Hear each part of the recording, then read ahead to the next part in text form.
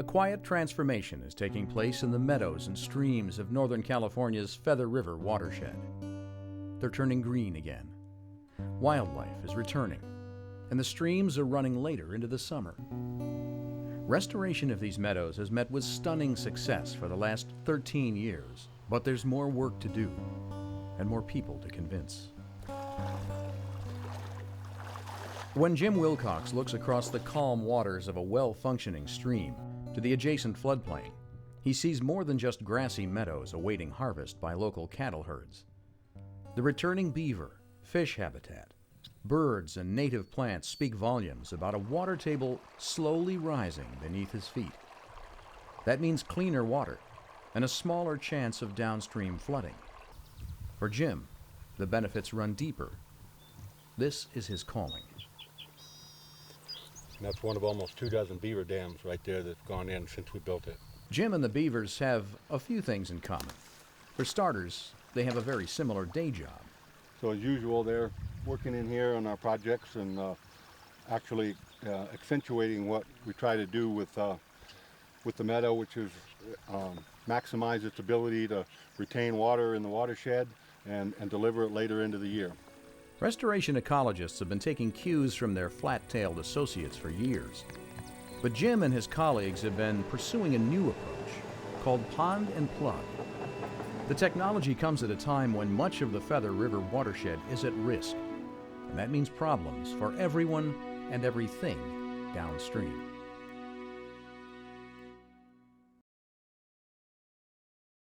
The Feather River flows through the heart of the Plumas National Forest, and its tributaries surround the town of Quincy, the Plumas County seat.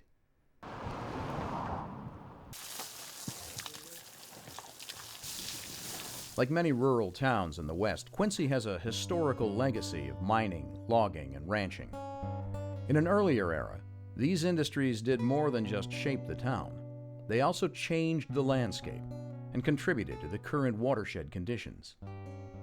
Gia Martine works with Jim Wilcox at the Feather River Coordinated Resource Management Group. Around town, it's referred to as the CRM or CRM.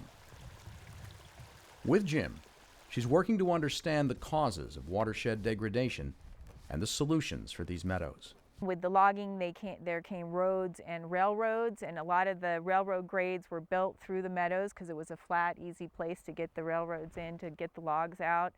Then we had a lot of grazing. So those factors all combined led to these channels becoming incised and cutting down and forming these big gullies.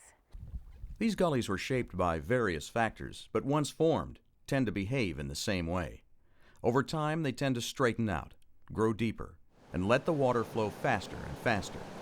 This can be bad news for anybody downstream who doesn't want the entire year's worth of water delivered in a springtime flood. It's also bad for fish that need cool, clean water. And for ranchers like Dean Panfili of Long Valley Ranch. Since I've owned the ranch, which is 1990, the creek has continued to deteriorate. And it just looked like that the direction the creek was headed was nowhere. We were going to have virtually no water, and upstream users and downstream users were all complaining. Anytime a creek incises upstream, it affects everyone downstream. One or two is manageable, but restoration specialists on the upper Feather River see eroded streams everywhere. For years, the CRM tried to stabilize eroding channels with traditional techniques, but with limited success. So in a mountain valley called Big Flat, Jim began to envision a new approach. Well, I was on about the third transect across the valley, surveying with a laser, when I realized that the gully was up on the side of the mountain, and that we had this meadow out here with a swale running through it that would accommodate the channel, and it was like this seems like an obvious place to try this. That idea was called pond and plug. It's a process of transforming connected gullies called voids into a series of discontinuous voids, or ponds. Jim and his crew first excavate a portion of the gully to make it wider and deeper, then use the excavated material to fill in a plug in the channel below. encouraging the stream to return to its historic or remnant channel. These old channels have already been tested by nature. The idea is beginning to catch on. My natural resource career in the U.S. started with the Forest Service. I thought, my job here is chronicling the demise of trout populations, and that just didn't make me feel good. I wanted to do something about it.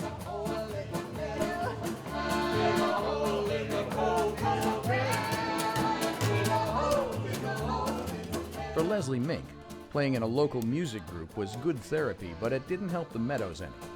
So Leslie came to the CRM and is now a project manager.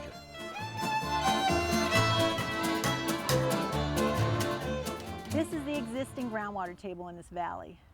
The point of the project is to raise the groundwater table right up to about here. That's about 5 or 6 feet, times the width of the valley, 500 feet, times the length of the project, about a mile, and that's how much water storage you get. Leslie loves seeing the water table rise, but the best moments may come years after the earth moving is done. Gosh, I think it was probably 5 years later that they did a fish census, and there's just one picture there that I love. It's got, a 8-inch rainbow trout, that came out of the project area where there weren't any before. There! Yes! Kara! Oh my God, that was unbelievably, the fish knew what it had to do. And bluegrass, a lot of bluegrass, which isn't a wetland species. Now we've got... This project is only the latest in a long string of successes. But Cece Dale Sesmat remembers when the pond and plug idea was first proposed to the Forest Service. At the time, she was the range management specialist for that problem meadow, Big Flat. I remember to this day, back in, I think it was 93, when the ranger at that time, I brought the document into him and he had to sign it saying, yes, we're going to move forward. He looked at me and we said, are we doing the right thing? And I said, yeah, we are. Let's go for it. Oh. Now, more than 10 years later, Cece and Jim return to take a look at Big Flat. Yeah, look at all this tufted hairgrass. This was all bare soil. Yeah, this is amazing. Wow. So it was dug out and created a pond, and then part of the gully was plugged with that barrow. And now I'm amazed to see we've got a pure stand of tufted hairgrass, which is, or almost pure stand, but that's pretty neat. A nice native perennial grass. There's a lot of goose tracks and then coyote, and I thought I saw some bobcat because they're nice little round pads. Kind of a nice way to inventory what you've got or what has been here within the last 24 hours or so, sometime longer than that. This wild geranium is coming in now, and it's just a native perennial forb. Makes a pretty wildflower. And this location right here, there was nothing but sagebrush. There was no grass, no sedges, no reeds, nothing. As soon as the water came back, all these species that were basically hibernating in the soil dormant for the last 50 years came to life. This increase in forage makes a big difference to ranchers who depend on these lands for summer grazing. More forage means more flexibility when ranchers are planning where to graze their cattle. Road, the water's backed up and the road... Scott Thompson and his wife Patty had a serious erosion problem on Red Clover Creek. As the meadow dried out, the sagebrush moved in. There was less and less forage for their cattle. They took a risk with pond and plug, and it paid off. You can see that the sage here is dying off from the water table and the quantity of water that's close to the root zone now. For the most part, up until the line of willows there, this whole thing was solid sagebrush.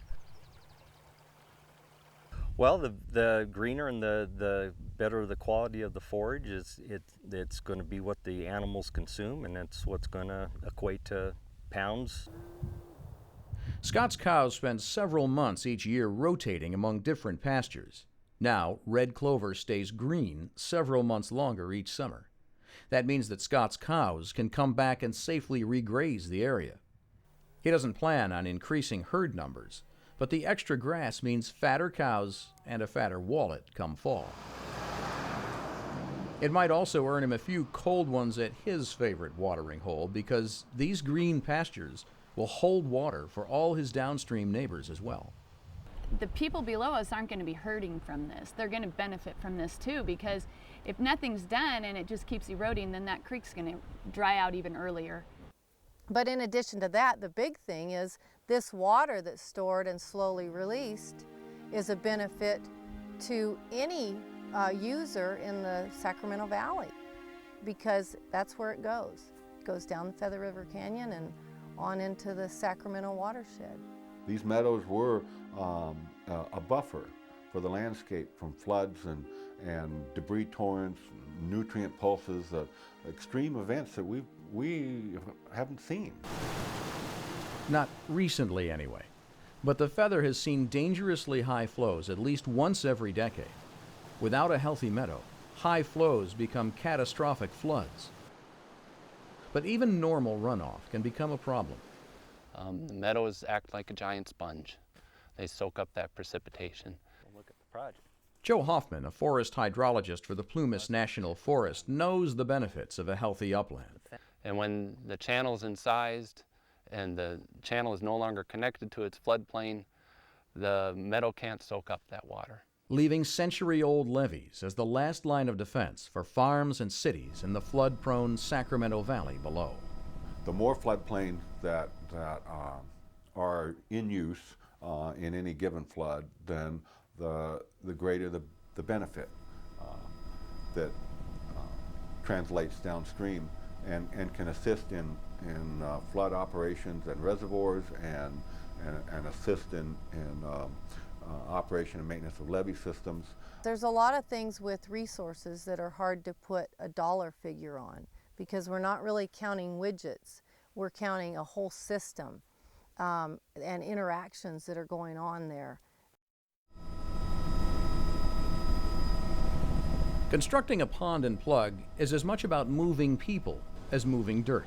Lots of groups that they get going and they've got a lot of ideas, but for whatever reason they don't get beyond the idea. They don't get down and get something accomplished.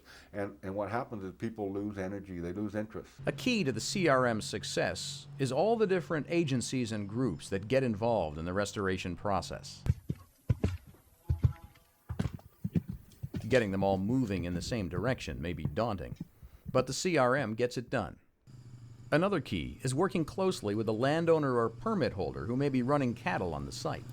These ranchers will be the most critical management component for years to come, and they personally have the most to gain or lose. Giving up that control and unknown, having other people on your property doing things, and that you don't know these people, you don't know what's going on, you're just sort of giving up that that control, and there's a little bit of a fear factor. And with landowners who are still somewhat skeptical of this group and us as staff, I mean, we reiterate that they're the ones that ultimately make the decision, and they have the right to make it to basically say no, right up to the point where we start moving material on earth around. It can take several years to get that far, but once dirt is moving, it all happens fast. Leslie Mink is experiencing it firsthand on her project. There are 35 plugs involved with this project. This is, I believe, plug 13. So in constructing that first plug, we go in and we remove the topsoil from the top pond that we're going to use for material to build that top plug. The pond and plug sequence will be repeated for 2 miles down the creek. Material for each plug comes from the pond adjacent to it. The construction crew is careful to make sure the topsoil stays on top. That way they can replant the exposed soil with locally collected native grass seeds. But sometimes invasive species show up anyway, and the CRM sends teams out to control them. Then we just move down valley, do that over and over again. Once the plug is in place, the water has nowhere to go but up. We use these knots and just different things to look at to see how fast the water's rising in the meadow. So right now, so 2.5 days later, it's a little more than 2 inches higher. So it's rising almost an inch a day. Eventually, it'll fill the meadow all the way to the top of the ground, and then starts to flow in the old remnant channel again. When the water goes into the remnant channel, there is a kind of time delay because the sponge effect of the floodplain has been removed for years because of the gully. So that when the water comes into the remnant channel that's on top of the meadow, it kind of soaks into the floodplain as it goes down the valley. If I'd come in here and dug this, there's a 25-75 chance that what I dug would have gotten huge, because I would have disrupted the natural resistance and of the vegetation and the soil. So we have found that unless there's strong reasons that it's far better to just use the remnant channel as is and allow it to evolve and finish its maturation process on its own. With the remnant channel flowing and the floodplain full once again, the construction crew can go home. Of the beaver dam, we were fishing, and there's all these little baby frogs in there now. Oh, what kind? I'm pretty sure they're foothill yellow-legged. They were just... Today, Gia Martin, the CRM's Watershed coordinator, has brought along Jessica Albeets to see how Spanish Creek is responding to a project completed upstream. They're part of a team of CRM staff and agency personnel who monitor projects of all types in the watershed. They'll be checking many different parameters throughout the year. That looks good. Yeah, that does look good. Depth 0.7 feet. 0.7. And our velocity is 0.05. It's really low.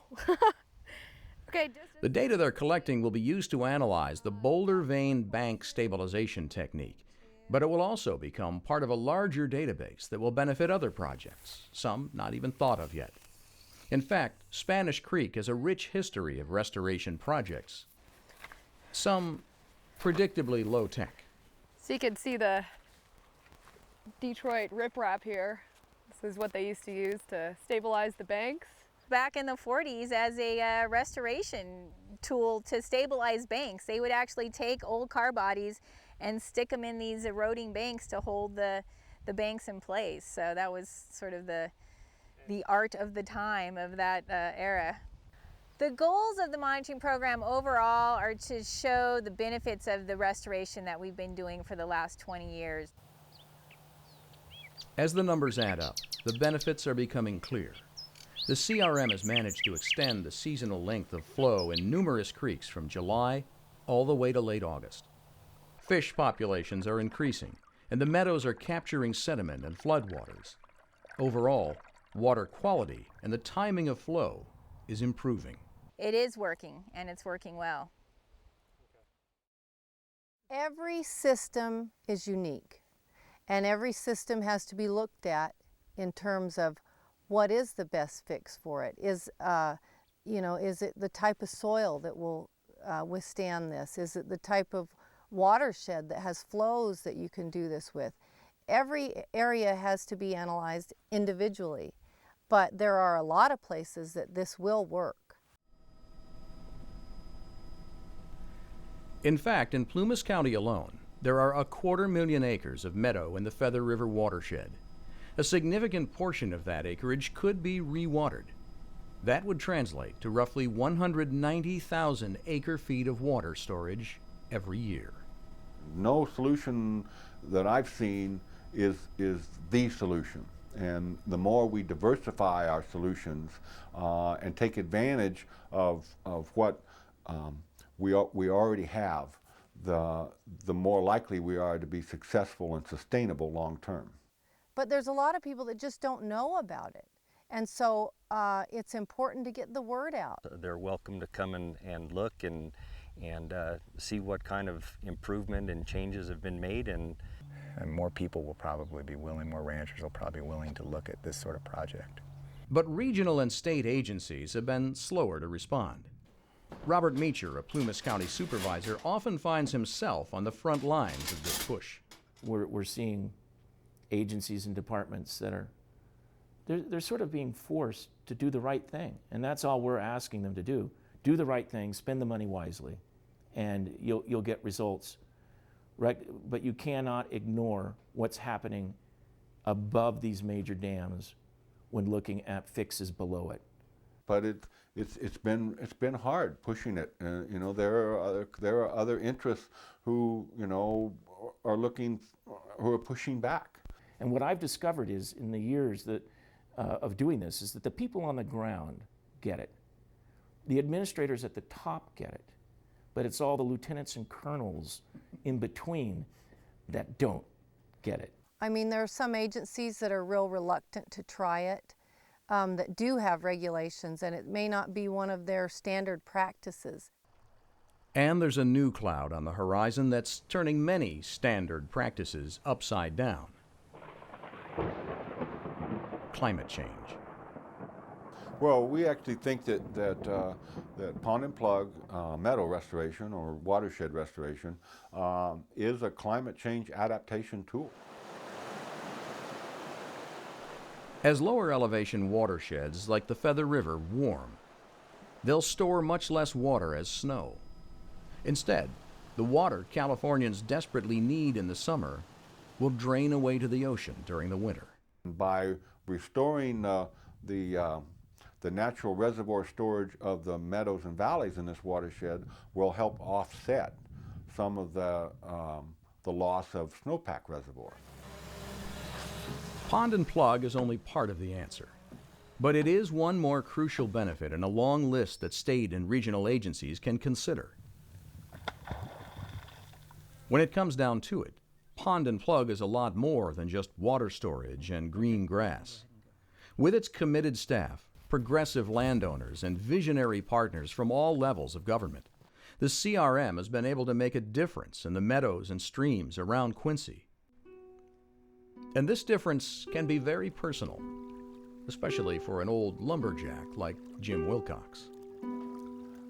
This landscape sustained me for the last 30-some years. First, early on, it was in agriculture and timber, sort of an extractive type sustenance. And then I had the opportunity to basically give back. And so this is my gift back to the land that I live in. The changes that occur on the landscape ecologically are phenomenal. Yeah, it's just, I guess that's a good word. Well, I'm not sure there is a word. Not many people have been this lucky, so they could coin a word.